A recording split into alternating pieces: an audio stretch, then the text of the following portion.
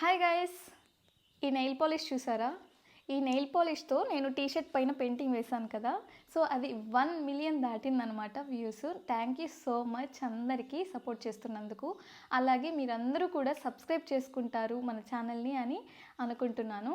So in case me suggestions ఏమైనా ఉంటే definitely comment బాక్స్లో పోస్ట్ చేయండి, so that I will try to do better content అనమాట. నేను బిగినర్ కాబట్టి ఏదైనా ఇంప్రూవ్మెంట్ చేసుకోవాలి అన్నా కూడా కమెంట్ బాక్స్లో కమెంట్ చేయండి. Definitely I will try to rectify that. And ఇంకేంటి అంటే, ఈ నెయిల్ పాలిష్ నేను ఇప్పుడే అప్లై చేసుకున్నాను. చాలామంది కమెంట్ చేస్తున్నారు వాష్ చేస్తే పోతుంది అనేసి. సో నార్మల్గా నెయిల్ పాలిష్ నెయిల్కి పెట్టుకున్న తర్వాత డ్రై అయితే పోతుందా? పోదు కదా. సో ఫ్యాబ్రిక్ మీద కూడా అంతే, టీషర్ట్ పైన పెయింటింగ్ వేసినా కూడా అది డ్రై అవ్వాలి, కంప్లీట్గా డ్రై అయ్యేంత వరకు వెయిట్ చేయాలి. తర్వాత వాష్ చేస్తే కూడా పోదు.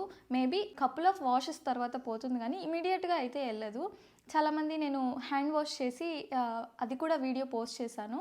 సో హ్యాండ్ వాష్ కాదు, మెషిన్ వాష్ చేస్తే కూడా పోదు. అది పోయినా మినిమం 4 వాషెస్ వరకు ఉంటుంది.